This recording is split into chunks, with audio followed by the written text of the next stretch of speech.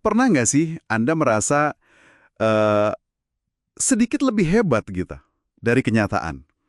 Mungkin pas habis sukses kecil-kecilan. Kayak kita semua pernah deh ngalamin itu. Iya, betul. Nah, hari ini kita mau bahas tuntas fenomena ini nih. Di bab 11 buku The Laws of Human Nature, ini disebut hukum grandiositas. Grandiositas. Ini kecenderungan manusiawi yang kuat banget ya. Merasa diri kita tuh lebih mampu, lebih penting dari yang sebenarnya. Nah, sumber kita kali ini, bab 11 itu, ngasih panduan lah buat kita memahami dan mengelola energi ini.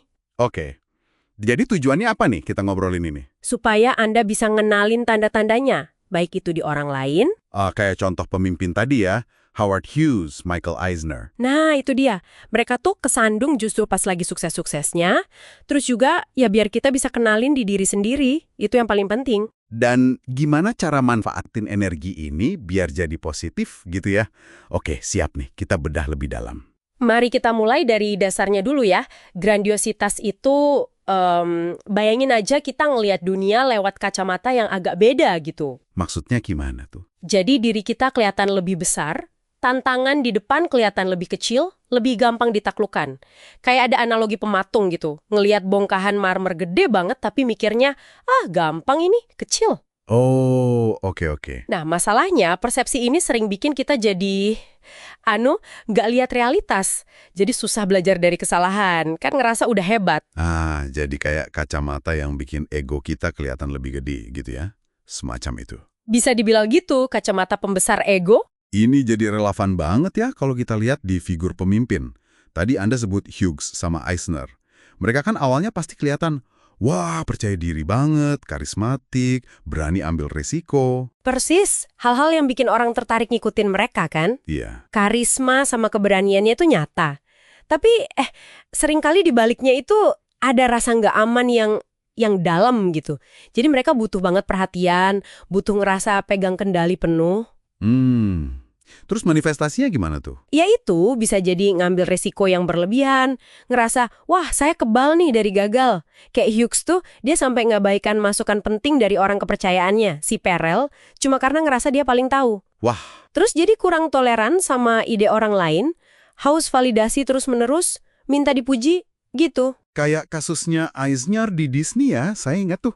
Habis sukses besar, dia jadi terobsesi banget sama citra ya. Sampai akuisisi ABC, padahal model bisnisnya udah mulai agak goyah katanya. Terus? Iya tuh dia. Terus dia juga sampai kayak mempermainkan eksekutif sekelas Michael Ovitz kan? Nah, iya. Katanya sih cuma buat nunjukin siapa yang berkuasa. Gila juga ya. Betul. Jadi, sukses itu justru bisa jadi bahan bakar yang bahaya banget buat grandiositas. Itu jebakan klasiknya ya berarti? Banget. Sukses bisa bikin orang ngerasa nggak tersentuh. Kayak lepas gitu dari pijakan realitas. Mereka mulai butuh percikan sensasi yang lebih gede lagi, proyek yang lebih wah lagi, buat mempertahankan perasaan superior itu. Jadi kayak candu gitu ya? Bisa jadi. Jadi kita perlu waspada nih sama pemimpin yang kelihatannya harus selalu jadi pusat perhatian. Yang kayaknya nggak bisa istirahat dari sorotan. Perasaan nggak terkalahkan itu justru titik paling rentan sebetulnya. Oke. Kalau ngenalin di orang lain mungkin, ya, lebih gampang ya. Tapi gimana caranya lihat ini di diri sendiri? Ini bagian paling susah kayaknya ya. Rasanya nggak enak gitu ngakuin kita mungkin punya sisi ini. Sulit banget. Sangat menantang. Kan kita cenderung mikir niat kita baik ya kan? Iyalah. Kuncinya tuh terima dulu aja kalau ini tuh kecenderungan manusiawi. Bukan cuma segelintir orang yang cacat gitu. Semua orang punya potensi ini. Oke. Jadi ini normal, tapi perlu diwaspadai. Betul. Nah, setelah itu, coba deh introspeksi jujur. Misalnya, gampang nggak sih Anda tersinggung atau defensif kalau dikritik? Walaupun kritiknya membangun. Wah. Atau ada nggak perasaan samar-samar kalau Anda tuh pantesnya dapat pengakuan lebih banyak dibanding usaha yang udah dikeluarin? Mungkin kadang-kadang ada ya rasa gitu. Atau nih, pas gagal, reaksi pertama Anda apa? Langsung cari siapa yang salah. Cari kambing hitam. Oke. Poin bagus. Nah, itu bisa jadi sinyal-sinyal grandiositas level rendah yang perlu kita sadari. Menarik nih. Tapi kan tadi disebut ya, energi di balik grandiositas ini nggak selamanya jelek. Ada cara nyalurinnya biar produktif. Tapi kayaknya tipis banget ya bedanya sama yang negatif.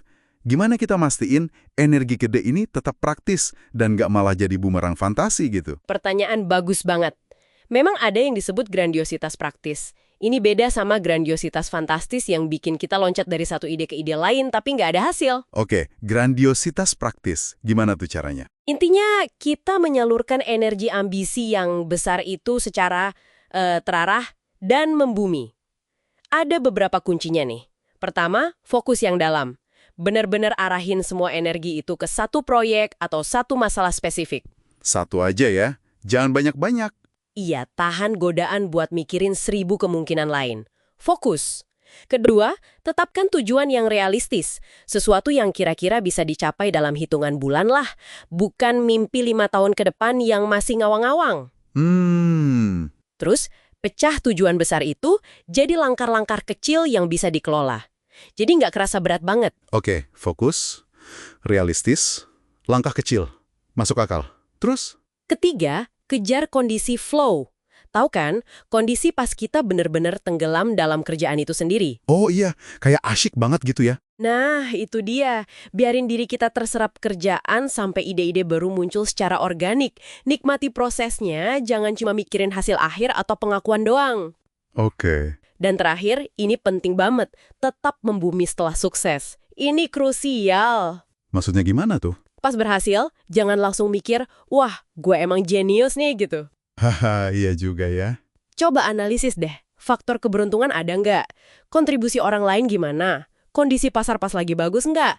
Habis itu balik lagi ke titik nol secara mental buat proyek berikutnya. Sadari batasan diri kita. Ingat, puncak kesuksesan itu momen paling bahaya buat terinfeksi grandiositas. Wow. Oke. Jadi intinya nih ya, grandiositas ini tuh ada di dalam diri kita semua. Bisa jadi bahaya banget kalau kita nggak sadar, apalagi pas lagi di atas angin. Betul. Tapi kalau kita kelola dengan kesadaran, energinya ini bisa jadi kekuatan yang luar biasa positif ya. Pilih buat tetap berpijak pada kenyataan. Fokus sama proses kerja yang nyata, bukan cuma ngejar validasi atau fantasi kehebatan semu. Ini benar-benar jadi bahan renungan ya. Mungkin ini pertanyaan buat Anda bawa pulang nih. Coba pikirin. Dalam proyek atau tujuan Anda sekarang, ada nggak sih area di mana Anda bisa lebih sadar menerapkan prinsip grandiositas praktis tadi? Gimana caranya Anda bisa ubah dorongan alami buat kelihatan hebat, jadi fokus yang tenang, tapi kuat buat benar-benar melakukan pekerjaan hebat? Coba direnungkan.